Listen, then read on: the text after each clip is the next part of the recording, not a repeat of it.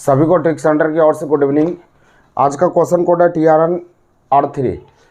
ये टेस्ट का क्वेश्चन है। चलिए सवाल को हम बनाते हैं। एक ही टाइप का सवाल आपको 5 सवाल मिलता है, तो अगर 1-2 सवाल हम बना देते हैं तो उसको बनाने का प्रयास करें। और सारे स्टूडेंट क्वेश्चन को ज़रूर बनाइए। आप नहीं क्वेश्चन को बनाएंगे तो फिर आपको दिक्कत होगा। बस 10-20 दिन या महीना दिन आप क्वेश्चन बनाते रहे, रिपीट करेगा वही क्वेश्चन आएगा। ज़्यादा पढ़ने की ज़रूरत नहीं है। कंपटीशन में रिपीटेशन होता है। कुछ टाइप को आप फिक्स कर लीजिए, वही टाइप का डिजिट बदला रहेगा, सेम मिलता रहेगा। सिर्फ कंटिन्यू बने रहेंगे टेस्ट में। आपको यकीन दिलाते हैं कि आपकी तैयारी अच्छी हो जाएगी और रेगुलर प्रैक्टिस करते रहें। चलिए सवाल नंबर 1 से चलते हैं। सवाल नंबर 1 कहता है कि श्रीमान एक्स की आयु है अपनी पुत्री की वर्तमान आयु की दुगनी है। पुत्री की दुगनी है मतलब ये 1 है तो ये 2 है। कुछ नहीं बोला तो ये वर्तमान में हो गया, प्रेजेंट आयु हो गया इतना। उसके बाद बोलता है यदि पुत्री की वर्तमान आयु 20 वर्ष है, पुत्री 20 साल का है तो पिता कितना होगा? 20 दूना 40। ये 1 कलम का दाम 20 रुपया तो 2 कलम का दाम 40 रुपया। तो कितने वर्ष पूर्व एक्स की आयु अपनी पुत्री की आयु की 3 गुनी थी? कितना साल पहले ये जो है इससे 3 गुना था, अभी क्या है 2 गुना है। तो कितना साल पहले 3 गुना था? तो ऑप्शन से ट्राई कर सकते हैं। पहला ऑप्शन है 15 घटाएंगे तो 15 घटाने के बाद ये 3 गुना कभी नहीं होगा। हम ट्राई करते 10 पर ट्राई करते 10 साल पूर्व और ये 10 साल पूर्व। तो यहाँ पर ये 30 होगा और ये 10 होगा। देखिए 3 गुना है ना। ऑप्शन से ट्राई करेंगे तो आपका आंसर हो जाएगा 10 साल पूर्व। या प्रोसेस से बनाना चाहते तो प्रोसेस ऐसे, पूर्व मतलब माइनस होता है, यहाँ पर भी माइनस करेंगे 3 गुना। ये 3 तो ये एक्स का मान निकालिएगा 10 से निकलेगा। लेकिन ऑप्शन से ट्राई करेंगे वो जल्दी बना देगा, आपका आंसर तैयार होगा। चलिए अगले सवाल की ओर बढ़ते हैं। सवाल नंबर 2। अगर नहीं समझ में आए तो एक सवाल को 2-3 बार देखिए आप। जब तक नहीं समझिए आगे नहीं बढ़िए। मेहनत तो करनी पड़ेगी। कोई चीज़ पाने के लिए, कुछ पाने के लिए आपको कुछ खोना पड़ेगा, मेहनत करना पड़ेगा, टाइम देना पड़ेगा, तभी आपको मिलेगा, अन्यथा नहीं मिल सकता। चलिए सवाल आगे बढ़ाते हैं। सवाल नंबर 2 पर आते हैं। 2 नंबर सवाल का आता है एक पिता अपने पुत्र की आयु की दुगनी आयु का है। पिताजी जो है पुत्र का दोगुना है, पुत्र का दोगुना है। ये 1 तो ये 2। कुछ नहीं बोला तो ये प्रेजेंट में हो गया, ये वर्तमान हो गया। उसके बाद आगे का है 20 वर्ष पूर्व पिता की आयु पुत्र की आयु के 12 गुनी अधिक होगी। 20 वर्ष पूर्व पिताजी जो है 20 साल पूर्व यानी पीछे 20 वर्ष पूर्व पिता की आयु पुत्र की आयु के 12 गुनी अधिक होगी। तो 20 वर्ष पूर्व डालिए। कलम बताए थे सबसे पहले इधर वाला लिखना है। उसका किसी एक अनुपात का अंतर मतलब घटाओ। 12 में से 1 गया 11 बटा क्रॉस से गुना 2 एकाई 2 12 एकाई 12। 12 में से 2 घटेगा कितना होगा? 10। इसको 2 बार में काटेंगे ये 22 हो गया। बस इस 22 में जिसको सटा दीजिएगा उसका उम्र मिलता है। तो हमको पूछा जा रहा है कि पिताजी की वर्तमान उम्र क्या है। पिताजी 2 है, 2 से गुना करेंगे तो ये 44 वर्ष होगा। पिताजी की वर्तमान उम्र 44 वर्ष होगा। यही आंसर होगा। समझ में आ गया? चलिए अगला सवाल सेम उसी प्रकार से है। हम लिख देते हैं, 2-3 सवाल हम बना देते हैं उस टाइप का, फिर आपको बनाना पड़ेगा।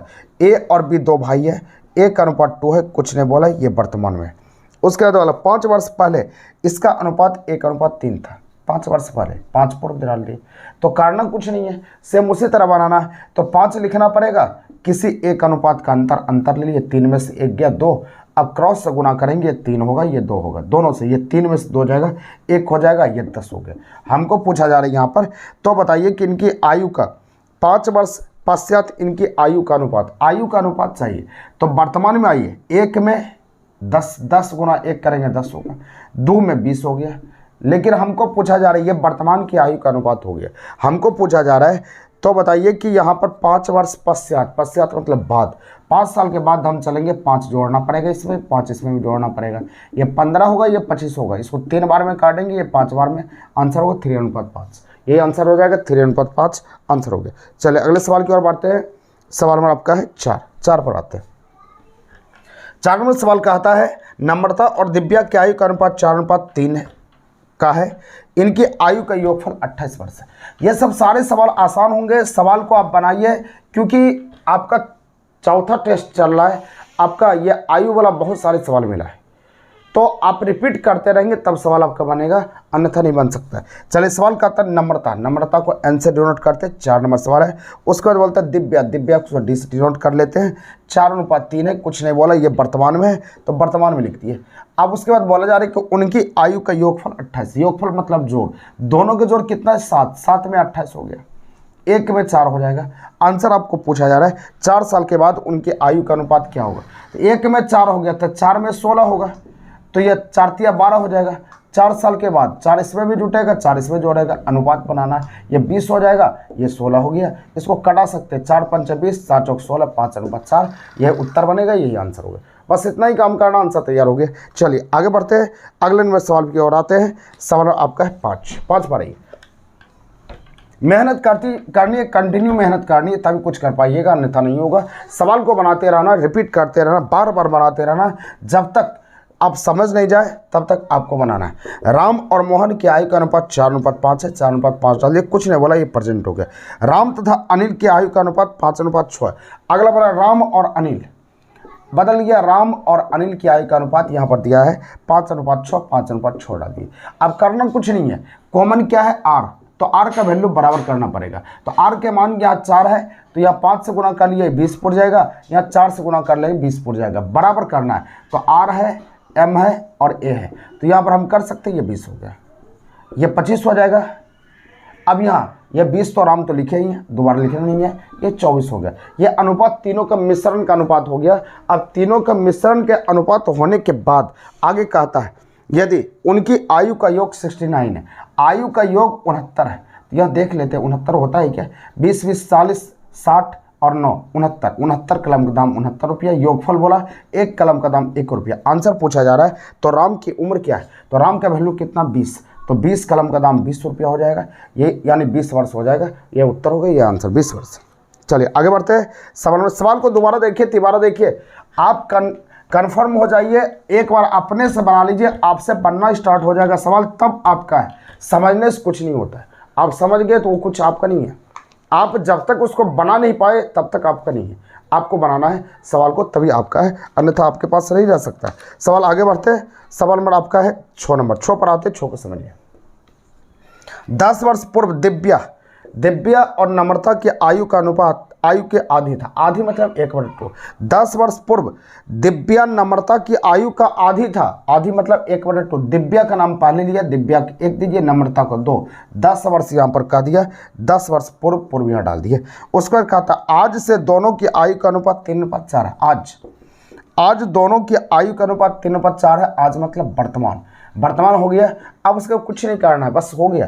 आप डायरेक्ट भी बना सकते हैं, स्पीड में भी बना सकते हैं। सबसे पहले इधर हम लिखे 10, किसी एक अनुपात का अंतर 1 हो गया, बटा गुना 4 और 6, 4 में 6 गए कितना हो गया 2। इसको 5 बार में काटेंगे, इस 5 में जिसको सटा दिए उसी का उम्र देता है। क्लास में बहुत अच्छे तरह से हम इसको बताए हुए हैं, जो समझ चुके हैं वो बना लेगा, जो नहीं समझे थोड़ा दिक्कत होगा। और क्लास में तो हम इसको इतने अच्छे से समझाते हैं कि लड़के को याद हो जाता है, लेकिन ये टेस्ट वाला क्वेश्चन है तो हमको स्पीड में चलना पड़ेगा। तो यहाँ पर हमको पूछा जाए उनकी वर्तमान आयु का योग क्या है। योग मतलब जोड़, दोनों का जोड़ कितना 3 से गुणा कर लेते हैं, तो 3 से गुणा करेंगे कितना होगा 15, तो उनकी वर्तमान आयु का योग 15। कहीं गड़बड़ हुआ है क्या। 10 वर्ष पूर्व दिव्या की आयु नम्रता की आयु की आधी थी। 10 वर्ष पूर्व बिल्कुल सही है। अब यह अच्छा वर्तमान आयु की होगा ना, 4 3 7 होगा, 7 वर्तमान तो 7 है ना, तो इनका अंतर कितना आ रहा है, अंतर इनका लेते हैं, 2 में से 1 गया, 1 यहाँ ले लीजिए आप। फिर से इसको बना देते हैं, देखिए ध्यान से देखिए, फिर से हम बना देते हैं ताकि आपको समझने में दिक्कत ना हो। सबसे पहले यहाँ पर हम देते हैं आधी बोला तो आधी करिए। आज दोनों के आयु का अनुपात 3:4 है, बिल्कुल सही है।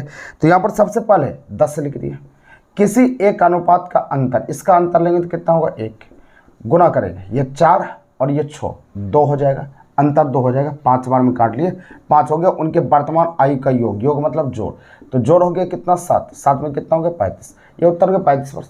या इसको तुरंत भी बना सकते हैं, और तरीका हम क्लास में 2-3 तरह से समझाते हैं, बस कुछ नहीं करना। अंतर यहाँ पर देख लिए, अंतर कितने का है 2 बढ़ गया, यहाँ अंतर कितना है 2, तो 2 कलम का दाम जो इधर लिखा है ले लिए, 1 कलम का दाम 5 रुपया। तो हमको पूछा जा रहा है दोनों की आयु का योग मतलब जोड़ होता है, तो 7 कलम का दाम 35 रुपया।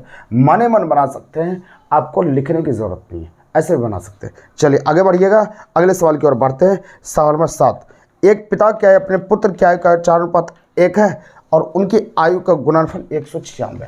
गुणनफल वाला सवाल में कहीं पर रहे तो उसमें आपको x मानने की जरूरत है, x मानना पड़ेगा आपको। तो यहाँ पर बोला जा रहा है एक पिता, 7 नंबर सवाल बोलता है एक पिता की आयु पुत्र की आयु का अनुपात 4:1 है। पिता और पुत्र की आयु का अनुपात 4:1 है। उनकी आयु का गुणनफल, गुणनफल वाला सवाल में x मानना है। एक x मतलब x हो गया 196। बस इसी को हल करना, x² बराबर, इसको 4 से काटेंगे, 4 चौके 16, 4 नंबर 36, 49 हो जाएगा। तो x बराबर कितना लिखेंगे 7। आंसर पूछा जा रहा है तो बताइए कि उनकी आयु का अनुपात 5 वर्ष के बाद उनकी आयु का अनुपात क्या होगा। एक में x बराबर 7 तो 4 में 4x बराबर कितना 28 होगा। ये x में 7 हो गया।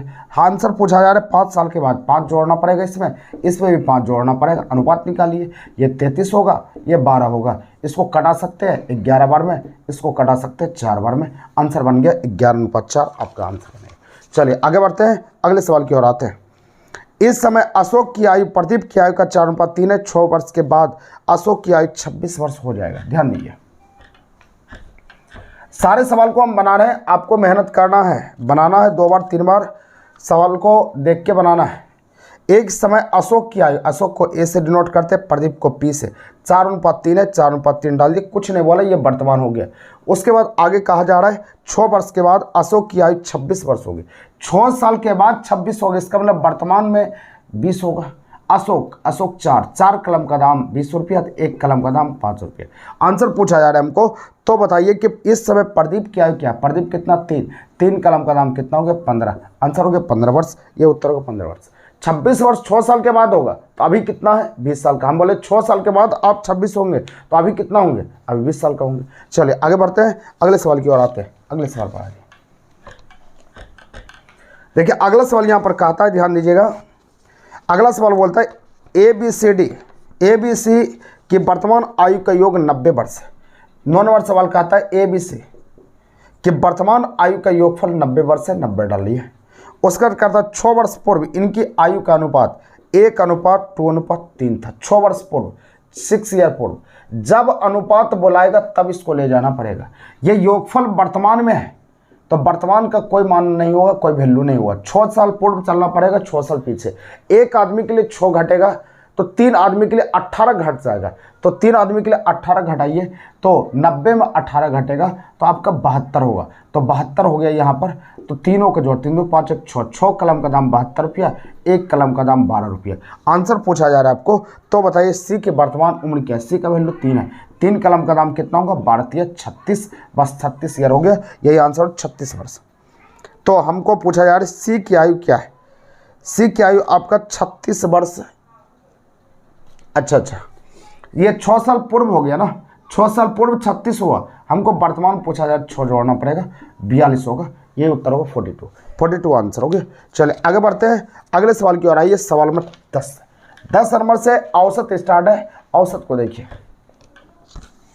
औसत सवाल बोला जा रहा, 4 क्रमागत सम संख्या का औसत 15। ध्यान दीजिए, सवाल नंबर 10 औसत यहाँ पर कहा, तो औसत जो कहता है 4 क्रमागत संख्या ABCD। प्रोसेस से भी बनाते हैं क्लास में, लेकिन यहाँ पर प्रोसेस नहीं बनाना है, आपको डायरेक्ट हल करना है। 4 क्रमागत संख्या लिखने का तरीका है, औसत जो रहा था उसको बीच में लिख दीजिए। सम संख्या बोला, तो सम संख्या क्या 15 है क्या। सम संख्या आपको ढूंढना है, इसके आगे 16 ये सम हो जाएगा, एक आगे तो एक पीछे 14 हो गया। तो 2 संख्या मिल चुकी है, एक आगे 18, एक पीछे 12, 4 क्रमागत हो गया, सम संख्या मिल चुका है। तो हमको पूछा जा रहा है, तो हमको पूछता है तो दूसरे नंबर पर बड़ी संख्या क्या। पहला नंबर पर बड़ा 18, तो दूसरे नंबर पर बड़ी संख्या क्या होगा 16, यही आंसर 16 हो जाएगा, यही उत्तर 16 हो जाएगा। समझ में आ चुका है, आंसर 16 हो गया, यही आंसर तैयार है, 16 बन चुका है। चलिए आगे बढ़िएगा, अगले सवाल की ओर बढ़ते हैं। सवाल नंबर आपका है 11 पर आइए, 11 को समझिए। 11 नंबर सवाल का आता है, एक पुस्तकालय में रविवार को आने वाली पुस्तकों की संख्या 510 है। यानी कहने का मतलब है कि रविवार जो होगा, रविवार को 510 पुस्तक आएगा, और अन्य दिन, तो अन्य दिनों में 240 पुस्तक आएगा। अन्य दिन में 240 पुस्तक आएगा, रविवार को 510 आएगा। अब कहता है यहाँ पर कि रविवार से आरंभ होने वाली किसी महीने के 30 दिन, यानी रविवार से शुरू हो गया, कोई महीना रविवार से शुरू हुआ, मतलब 1 तारीख रविवार था, तो आपको पता होना चाहिए, कैलेंडर हम पढ़ाए हुए हैं, जो पढ़े हुए हैं, किसी भी डेट में 7 जोड़िएगा तो वही दिन रिपीट करेगा। यानी 1 तारीख को रविवार है तो इसमें 7 जोड़ देंगे, 8 तारीख को रविवार होगा। फिर 7 जोड़ेंगे, 15 तारीख को रविवार होगा। फिर 7 जोड़ेंगे, 22 तारीख को रविवार होगा। फिर 7 जोड़ेंगे, 29 तारीख को रविवार होगा। तो कितने रविवार आ गया? तो 1 2 3 4 5 रविवार आ गया। तो सब रविवार में 510 पुस्तक आता है, तो 5 रविवार में पुस्तकों की संख्या क्या होगा? ये 2550 पुस्तक आएगा। रविवार को पुस्तक मिल गया और 30 दिन में से 5 दिन आपका खत्म हो गया, तो बच गए कितने? 25 दिन। तो 25 दिन में 240 पुस्तक आएगा। तो इसमें 240 पुस्तक आएगा, तो यहाँ पर 240 यहाँ लिख दिया। एक दिन में, सॉरी 240 दिन, 25 दिन बचा ना, हाँ 25 दिन में 240 पुस्तक आया, तो 25 गुना 240 आपको चेक करना पड़ेगा कितना आएगा। तो 25 गुना 240 करने के लिए अगर इसमें हम 4 से गुना कर लेते हैं तो 100 पड़ेगा, 4 से गुना कर लेते हैं, ये 6 बार में काटेगा, ये आपका 6000 आएगा। तो 6000 गुना करने के बाद 6000 आ गया, तो 6000 हमने लिख दिया। तो यहाँ 25 दिन में 6000, अब यहाँ पर 5 दिन में 2550, तो टोटल कितना आ गया? 0, ये 5, ये भी 5, यानी 8550 पुस्तक आया पूरा महीना में। तो हमको पूछा जा रहा है कि औसत कितना आया। औसत बराबर आपको पता होना चाहिए योग बटा संख्या, योग बटा संख्या होना चाहिए। तो योग आपका है 8550 और संख्या कितने निकला? 30। बस इसको डिवाइड कर लिए, आपका आंसर मिल जाएगा। आंसर 285 हो जाएगा। 285 बार में कट रहा है, ये कट जाएगा 285, आंसर बनेगा यही आंसर। कुछ नहीं करना, सुनिए। रविवार को आ रहा है 510 पुस्तक, एक दिन, एक महीना में 5 रविवार पड़ा, 5 रविवार आ गए, तो एक दिन में 510 पुस्तक आएगा, 5 दिन में 2550 आएगा। और 30 दिन चलना है, 5 दिन खत्म हो गया, 25 दिन बचा। 25 दिन में 200, एक दिन में 240, तो 25 दिन में 6000, तो टोटल 8550 पुस्तक है। औसत कितने आए? औसत बराबर योग बटा संख्या होता है। हल कर लिए, आंसर आपका तैयार है। चलिए आगे बढ़िएगा, अगले सवाल की ओर आते हैं। सवाल नंबर 12 पाइए, 12 को समझिए। 12 नंबर सवाल यहाँ पर कह रहा है आपका, 4 परीक्षणों का औसत 20 है। 4 परीक्षण है, इनका औसत 20 है। सवाल नंबर 12, 4 परीक्षणों का औसत 20 है, तो ये औसत का है, और 4 परीक्षण है, संख्या है ना, 4 परीक्षण है, ये औसत है। याद रखना है कि संख्या गुना औसत योग बनता है, योगफल 80 बन गया, यानी 4 परीक्षणों का योग 80 हो गया। और उसके बाद बोलता उनमें से प्रत्येक में से एक अचर राशि सी जोड़ा जाता है। तो प्रत्येक में से एक अचर राशि सी जोड़ा जाता है, तो उनका औसत 22 हो जाता है। मतलब कि पहले 20 था, छोड़ दिए, इसका जरूरत भी नहीं पड़ेगा, आपको डायरेक्ट सिखा देते हैं। पहले 20 था, इसमें कुछ और जोड़ दिए, सी जोड़ दिए, तब 22 हो गया। 22 हो गया, प्रत्येक में कुछ और जोड़ दिए, तो ये 22 हो गया। तो जोड़ी गई राशि क्या है? बस जोड़ी गई राशि वही होगा जितने की औसत में वृद्धि होगा। वृद्धि कितना हो गया? तो वृद्धि हो गया 2, तो इसीलिए सी जोड़ा गया है, तो सी का मान कितना होगा? 2। बस आंसर 2 हो गया, ये उत्तर हो जाएगा 2। बस यहाँ अगर बाई चांस 20 से अगर 25 हो जाता तो सी का मान होता है 5। अगर 20 से अगर 50 हो जाता, सी का मान 30 से, बस आंसर हो गया। यही काम करना है, तो प्रोसेस नहीं बनाना, प्रोसेस लंबा जाएगा, आपको लंबा बनाना नहीं है। चलिए आगे बढ़िएगा। 4 क्रमागत सम संख्या का औसत 9 है। अभी तुरंत बताया है कि औसत जो होता है बीच में होती है, तो औसत बीच में होता है, बीच में डाल लीजिए। 4 क्रमागत सम संख्या का आती है, तो सम तो है नहीं, तो अगला सम 10, पिछला 8, 4 को पुराना है, अगला 12, पिछला 6, 4 क्रमागत हो गया। तो हमको पूछा जा रहा है, तो बताइए कि तो उनमें से सबसे बड़ी संख्या क्या? बड़ी संख्या क्या होगी? 12। ये उत्तर हो गया 12, आंसर हो गया 12। चलिए अगले सवाल पर क्यों आएंगे। ये सवाल नंबर 12 था, 12 नहीं 13 था, 14 पर आते हैं। 3 के पहले 5 विषम गुणजों का औसत क्या होगा? 3 के पहले 5 विषम गुणजों का औसत क्या होगा, ये बताना। तो विषम गुणज 3 का औसत बराबर आपको पता होना चाहिए। औसत में हम सिखाए पहली जोड़ अंतिम बटा 2, पहली जोड़ अंतिम बटा 2, औसत ये होता है। तो यहाँ पर 3 के 5 विषम, पहला विषम 1 होता है, दूसरा विषम कितना होगा था? 3, फिर तीसरा विषम कितना? 5, फिर चौथा कितना? 7, फिर कितना? 9। ये 3 के विषम संख्या हो जाए, तो हमको पहली जोड़ अंतिम, तो 3 के पहली, 3 गुना 1, 3 पहली संख्या, अंतिम 3 गुना 9 27। तो सूत्र का आता पहली जोड़ अंतिम बटे 2, बस 27 प्लस 3 30 होगा, 30 बटे 2 15। ये उत्तर हो गया, आंसर हो गया 15।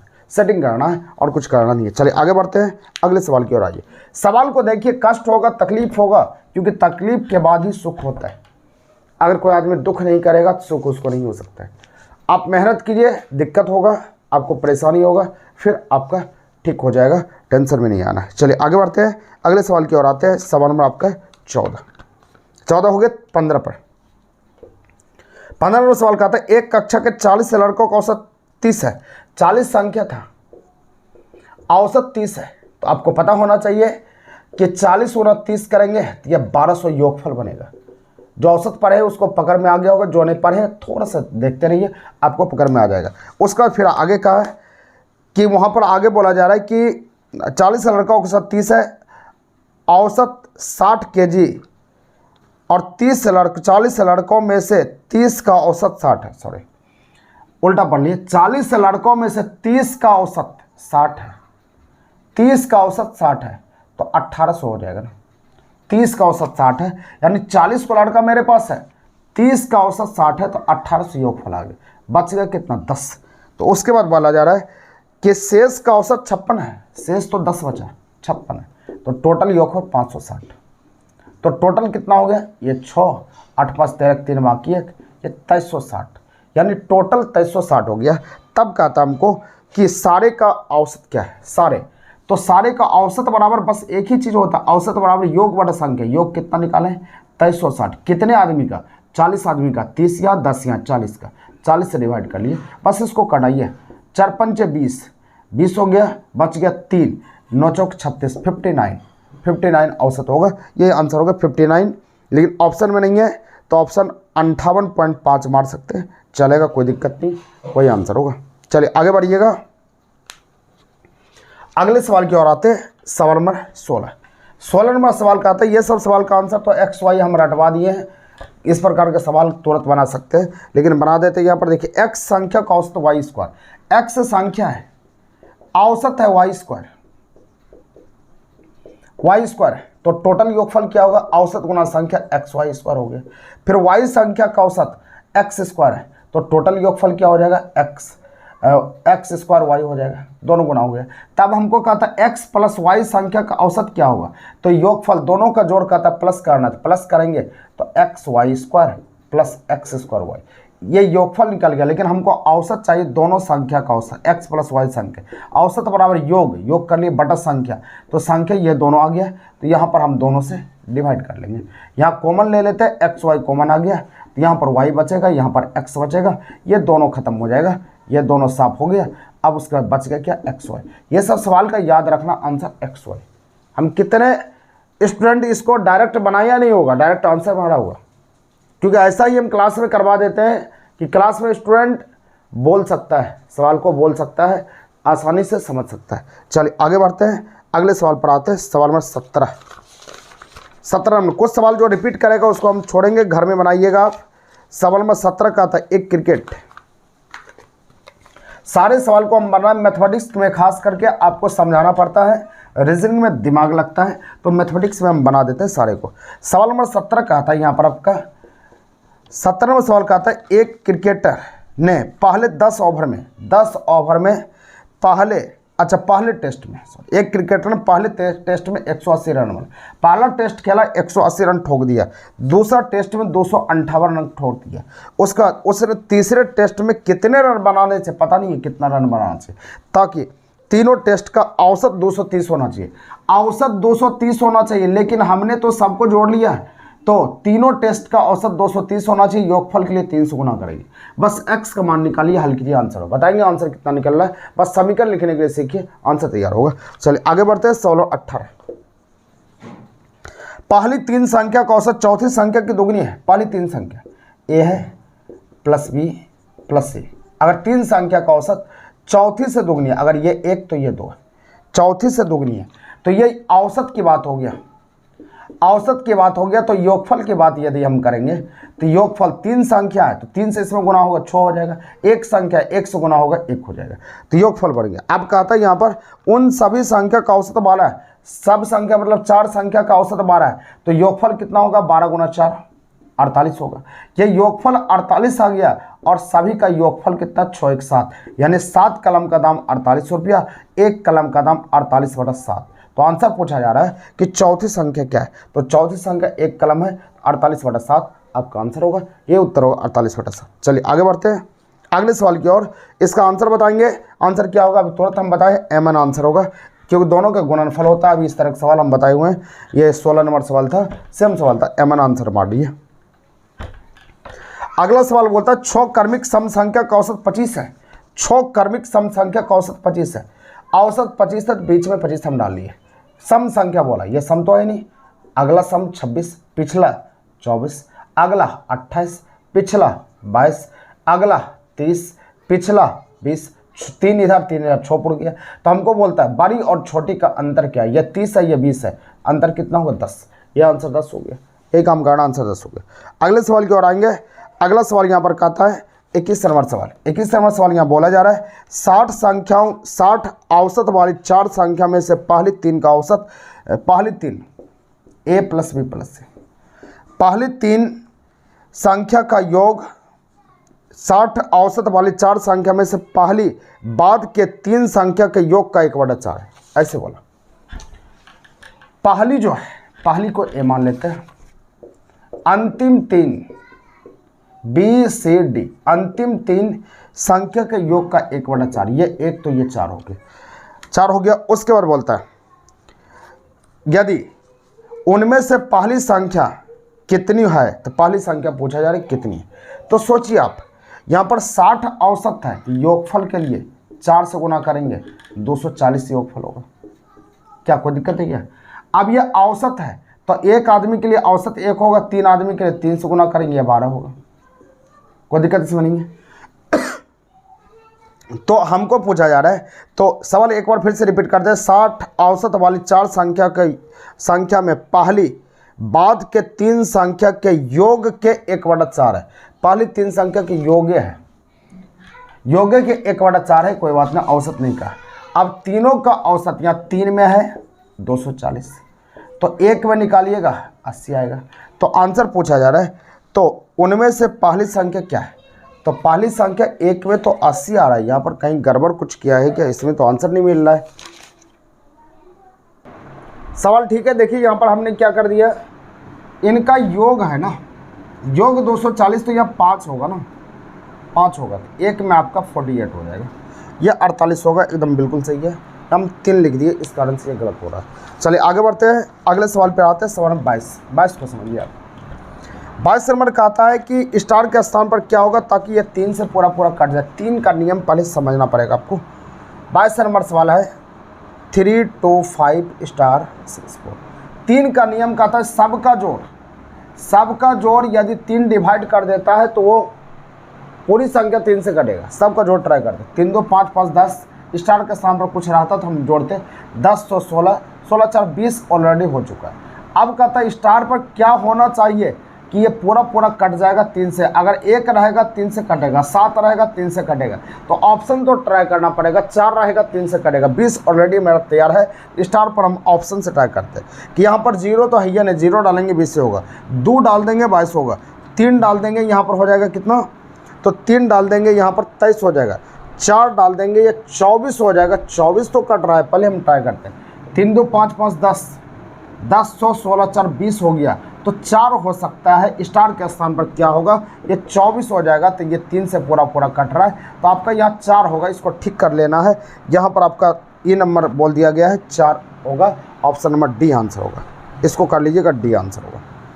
3 2 5 5 10 16 4 20, 4 हो जाएगा, 24 ये पूरा कट जाएगा। जैसे 23 नंबर आइए, 7 6 9 स्टार 2, यहाँ पर 3 से कटने वाला, 7 6 13, 13 2 15, 15 9 24, 24 हो गया। तो स्टार के स्थान पर क्या डालिएगा आप, तो 3 से पूरा विभाजित हो जाना चाहिए, ये कह रहा है। तो देखिए सवाल इसमें कह रहा है कि 3 से कटना चाहिए। पहले हम ट्राई कर लेते हैं कि 9 2 11, 11 7 18, 18 6 24, ये 24 मेरा पुर गया, तो 24 पुर गया, तो स्टार के स्थान पर क्या 0 भी होगा, 24 काटेगा। तो हमको यहाँ पूछा जा रहा है कि स्टार के स्थान पर क्या होगा ताकि 3 विभाजित कर दे, तो इसका आंसर 0 होगा। 0 कर लीजिएगा, यह भी गलत लिखा गया है, ऑप्शन इसका गलत है, आंसर बी लिखा गया है। आपका आंसर क्या होगा? 0 इसका आंसर होगा, 0 डाल दीजिए, क्योंकि 24 तो ऑलरेडी पूरा हुआ है। 0 यहाँ पर होगा तो यहाँ पर कट जाएगा, 713, 13 2 15, 15 9, 24 तो पूरा गया, 24 तो 3 काट रहा है, तो 0 हो जाएगा, तो कोई फर्क नहीं पड़ेगा, आपका आंसर 0 होगा। चलिए आगे बढ़िएगा, अगले सवाल की ओर आते हैं। सवाल नंबर यहाँ पर कहता है कि 2024 नंबर 2034 स्टार 6 स्टार के स्थान पर क्या होगा? 9 से कटेगा। 9 का नियम भी वही है, सभी का जोड़, 3 2 5, 5 4 9, 9 6 15, 15 हो गया। तो 15 9 तो नहीं काट रहा है, तो स्टार के स्थान पर क्या होगा जो कि कट जाएगा? तो पहला ऑप्शन 0, तो 0 डालिएगा 15 ये रह जाएगा, 2 डालेंगे 17 पूर जाएगा, नहीं पूरेगा, 3 डालेंगे 18, 3 डालेंगे 18 पूरेगा, जिसको कि 9 का डिवाइड कर देगा। इसी कारण से आपका 3 आंसर है, 3 बिल्कुल सही है, 3 आपका आंसर होगा, 3 हो जाएगा आंसर। चलिए आगे बढ़ते हैं, अगले सवाल की ओर आएंगे। सवाल नंबर 26 नंबर तो डायरेक्शन आप बना लिए होंगे, क्योंकि डायरेक्शन में कई बार हम सवाल आपको बताए हुए हैं, तो डायरेक्शन का सवाल आपसे बनना चाहिए, वो बन सकता है। चलिए हम सवाल को बनाते हैं, फिर भी 1 2 सवाल को बना लेते हैं ताकि आपको दिक्कत ना हो। सवाल 27 नंबर सवाल का आता है, ध्यान दीजिए। किसी मार्ग पर परस्पर 150 किलोमीटर की दूरी पर 2 बसें, 150 किलोमीटर की दूरी पर 2 बस है, एक बस यहाँ है, दूसरा बस यहाँ। उसके बाद कहता है 2 बसें एक दूसरे की ओर चल पड़ा, मतलब एक बस इधर चला, एक बस इधर चला।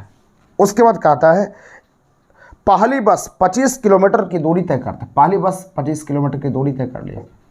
उसके बाद बोलता है इसके बाद वह दाईं और मुड़ जाता है, तो दाईं किधर होगा? तो दाईं तो नीचे तरफ होगा, दाईं और मुड़ गया, और 15 किलोमीटर चला, 15 यहाँ डाल दिए। उसके बाद वह बाईं और मुड़ गया, तो बाईं और क्या? बाईं और इधर हुआ, 25 किलोमीटर चल दिया, 25 किलोमीटर चल दिया। इसके बाद वह फिर बाईं और मुड़कर उसी मार्ग पर आ गया, फिर ऊपर आ गया, उसी मार्ग पर आ गया, तो 15 चलना पड़ेगा, 15 डाल दिए। पहले के बारे में बोला, पहुंच गया, जिससे वह चलना प्रारंभ किया था, जबकि तकनीकी खराबी के वजह से दूसरी बस मुख्य मार्ग पर केवल 35 किलोमीटर की दूरी तय कर पाई। यानी कि दूसरी बस 35 किलोमीटर की दूरी तय कर लिया, 35 किलोमीटर चल पाया। तब कहता है इस स्थिति में अब दोनों के बीच की कितनी दूरी है? तो सोचिए आप, ये मुख्य मार्ग पर 25 चला और नीचे में भी ये 25 चला, मुख्य मार्ग पर ये 50 चला, और ये 35 इधर से चला, तो 35 इस तरफ से चला, बीच की दूरी क्या? तो बीच की दूरी टोटल चलना कितना है? चलना है हमको 150 चलना है। 150 में से इतना तो तय कर लिया होगा, तो जितना बचा होगा तो वही तो फासला होगा। तो 150 में से आपका यहाँ घटा लेना है, ये दोनों को जोड़ के आपका उत्तर हो जाएगा। तो 150 में आप यहाँ 50 माइनस करेंगे तो यह 100 पड़ जाएगा, फिर 35 घट जाएगा, तो 35 घटेगा तो यह आपका 65 होगा, 65 आपका हो जाएगा। 65 किलोमीटर अभी भी फासला इस दोनों के बीच का, यही आंसर हो जाएगा 65। आंसर तैयार है 65। समझ में आ गया? फोटो बनाइएगा तब समझ में आएगा, अन्यथा नहीं आएगा। चलिए आगे बढ़ते हैं, अगले सवाल की ओर आते हैं। एक बच्चा अपने पिताजी को खोजने के लिए इस क्रम में वह 90 किलोमीटर पूरब की ओर चलता है। तो आपको पता होना चाहिए कि पूरब इस तरफ, दाहिना हाथ की तरफ को पूरब बोलते हैं। तो यहाँ पूरब की ओर चला और 90 किलोमीटर चल दिया। उसके बाद वह दाईं और मुड़कर 20, तो दाईं नीचे आ गया, 20 हो गया। उसके बाद इसके बाद वह पुनः दाईं और मुड़ा 30, तो दाईं और इधर 30 हो गया। उसके बाद फिर कहा कि लेकिन वह चाचा के घर पहुंच गया, लेकिन पिताजी वहां नहीं मिला। चाचा के घर पहुंच गया, पिताजी नहीं मिला। इसके बाद वह उत्तर की ओर 100, उत्तर तो ऊपर की होता है 100, तो यहाँ से यहाँ चलेगा 20 होगा, तो और कितना चलना पड़ेगा? 80 चलेगा तब न 100 होगा। यहाँ पिताजी मिल गया उसको। उसके बाद जहाँ से गली में अपने पिताजी से मुलाकात हो गई, तो बताइए कि प्रारंभिक बिंदु से उस बच्चे को उसके पिता का मुलाकात कैसे हो? प्रारंभिक बिंदु थी ये था, तो मुलाकात यहाँ से यहाँ हुआ, ये कर्ण निकालना और कुछ नहीं करना।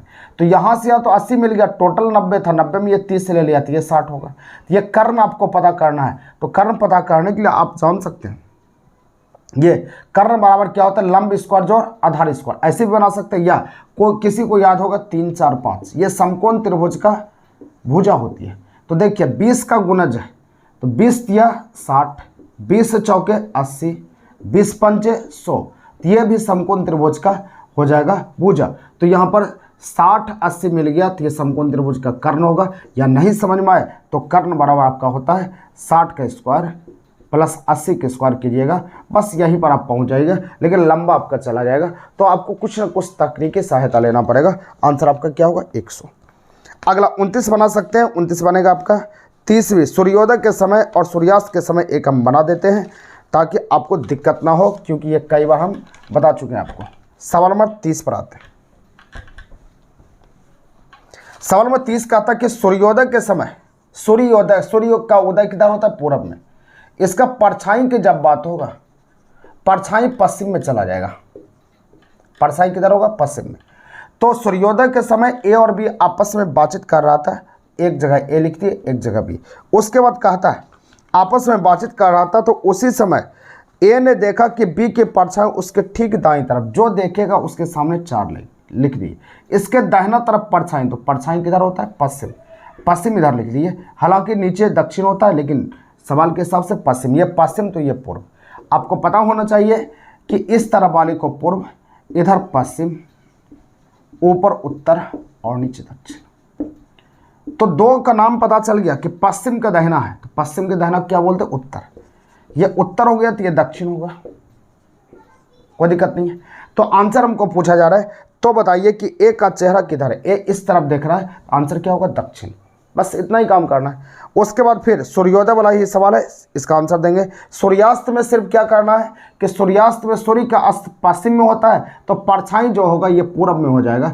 जो यहाँ पर हमने किया, यहाँ पश्चिम जो लिखे यहाँ पूरब हो जाएगा। इसका आंसर देंगे। हम क्लास में बड़ा बढ़िया से उसको समझाए हुए हैं, इसका आंसर आप सभी देंगे। चलिए 33 नंबर, ये कल के एग्जाम में आया हुआ था। एक सवाल फिर भी हम समझा देते हैं ताकि आपको दिक्कत ना हो। सारे सवाल को हम बनाते हैं, लेकिन आपको मेहनत करने की ज़रूरत है। एक टाइप का सवाल हम बनाते थे, मिडिल में खोजना है कि मिडिल में कौन होगा, बीच में कौन होगा। 33 नंबर पहला यहाँ पर बोलता है FLUT, दूसरा FLUTTER, तीसरा यहाँ पर है FLUVIAL, चौथा यहाँ पर है FLUSH, पांचवा यहाँ पर FOLLY। मिडिल में वही होगा जो 3 नंबर का चेयर लेगा, जो सब में मिलेगा उसको बाहर कर लीजिए, हो गया। उसके बाद यहाँ देखिए L का नंबर 12 होता है, O का नंबर 15 होता है।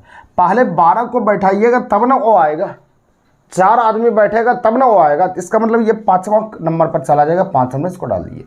ये आपका LL आ गया, फिर U मिल गया। उसके बाद फिर चेंज होना शुरू हो गया, 19 22 20 तो सबसे पहले 19 आएगा, सबसे पहले मतलब 1 नंबर। उसका 20 आएगा, तो 20 TT दोनों के पास है। उसके बाद आगे बढ़ते हैं, ये T और E, तो ये 2 नंबर का चेयर ले लेगा। ये क्या चला जाएगा? 3 नंबर पर। ये बचा हुआ 4 नंबर, आपका आंसर हो जाएगा तीसरे नंबर पर, यही आंसर B नंबर। समझ में आ गया? और आगे अब बनाइएगा, बन जाएगा आपसे। चलिए आगे बढ़ते हैं। अगला सवाल ये 41 पर आते हैं।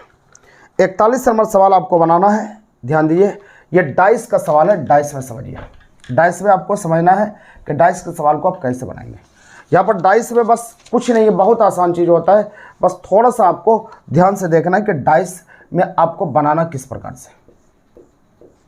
पहले 3 फोटो है, 3 फोटो बना लिए। उसके बाद यहाँ पर लिखा है 1 3 6 4 3 6 2 5। तो हमको पूछा जा रहा है कि 1 के विपरीत क्या होगा। 1 कहाँ पर है? यहाँ पर है। 1 यहाँ पर है, 1 का उल्टा चाहिए। तो कॉमन देखिए, कोई 2 पासा को ढूंढिए जिसमें 1 डिजिट कॉमन हो। इस दोनों में हम देखते हैं 6 कॉमन आ रहा है, तो 6 जो कॉमन आएगा ऊपर नीचे लिख दिए। 6 के बगल में 3 और 1 लिख दिए। 6 के बगल में क्या है? 5 और 2 लिख दिए।